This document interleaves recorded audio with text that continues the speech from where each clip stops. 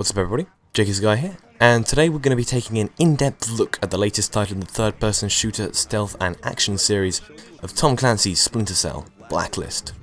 Now, I've edited together two separate playthroughs for this mission, both with alpha footage, so you know, it goes alpha, then the beta, then the full release game, so it's going to be rough. Some of the animations and AI, it's not entirely polished yet. We can get a pretty good look of how the game is going to turn out from this, because it's not going to change that much in release, but there will be enough to make it look a little better, so it's kind of a rough and ready copy of what's going to be the final platform.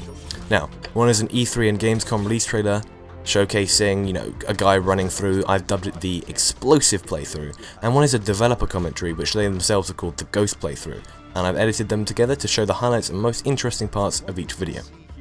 As our little visual eye candy track begins to roll, it's quickly revealed that Sam Fisher is in the mountainous region of Colonia San Carlos, Miragua to be specific, in Honduras, Central America. However, the reason behind his excursion is not explained, and probably has something to do with American covert operations, in a similar fashion to every other Splinter Cell game. For fans of the series, the story continues after the events of Conviction, a game in which I let's played almost to the end if it were not for technical difficulties. There'll be a link to that in the description if you want to go watch it or learn a little bit more about the series that we're discussing here, the prerequisite to Blacklist, if you will, with the President shutting down 3rd Echelon and their operatives, and replacing it with the originally named 4th Echelon, an elite team of people from all corners of the intelligence and clandestine community, who will work together all over the globe, completing objectives assigned by POTUS herself, led by none other than Sam Fisher, aided by returning companion Anna Grimsdottir, or nicknamed Grim. Apologies for my Russian pronunciation. 4E must both shut down their predecessors' corrupt activities, but also fight a group of rogue terrorists, initiating their terror ultimatum, the Blacklist, a series of escalating attacks on the US. We can assume that the missions will be similar to that of the other Splinter Cell games. Fisher must complete difficult, dangerous, and morally questionable tasks for the greater good, whilst also being a bit of a badass. Working for such an advanced and important part of the military in an extended way, the team is privy to all sorts of prototype gadgets and equipment, as well as old classics which remain for the simple fact that they're good at what they do. Completing missions and objectives will earn you money, which allows you to purchase and upgrade your weapons and items, in a similar fashion to Rainbow Six, another game created under the Tom Clancy umbrella. As you can see, many gameplay features have been kept from the previous titles: the mark and execute system, moving through cover, last known position, and, of course, the trademark sonar goggles, amongst others. These features mean that Ubisoft's latest project looks promising, keeping what makes Splinter Cell a successful and enjoyable franchise, whilst also improving it.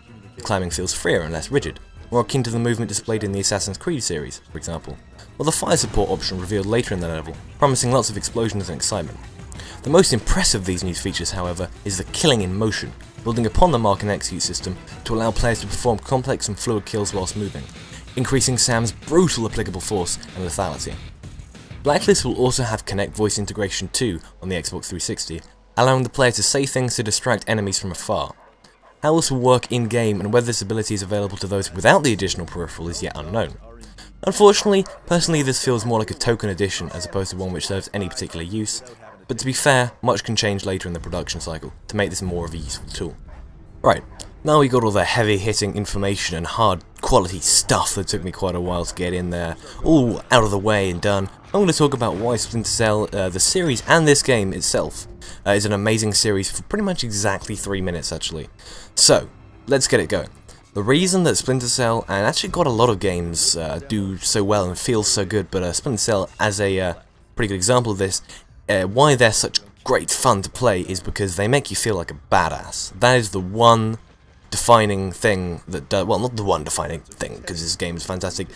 Stealth simulator, you know, got good combat, shows cover, all that kind of stuff. But one of the best things about it is it makes you feel like a bit of a god.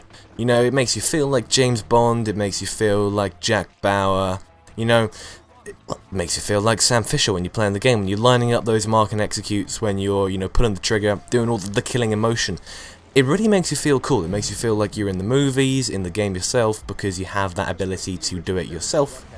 So that is one fantastic feature of the game. If you want to feel awesome, then play this game. During my Let's Play, there was quite a few opportunities where I did some pretty cool stuff, and it made me feel good on the inside. Another great thing about this game is that it is mentally challenging as well. I mean, I say mentally challenging in a light way. You can, if you'd like, play this game by thinking about doing stuff. As you can see in the Ghost playthrough, the guy does it, goes through the level not killing anybody. I don't think he gets any kills. I can't quite remember. I think he knocks out a couple people, perhaps. My memory does not serve me right. But yes, if you'd like, you can go through being a bit of a stealthy, sneaky ninja, which is how I generally like to play.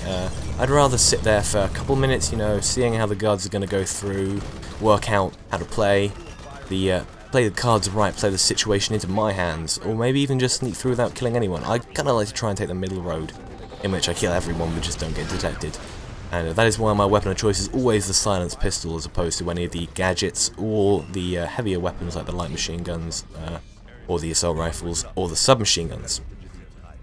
So yes, you can play it however you'd like, which is a good thing, because quite a lot of these games that say they have stealth, for example, I can think of Skyrim as a good example. Skyrim has stealth apparently, yet playing it stealthily is not as easy as advised.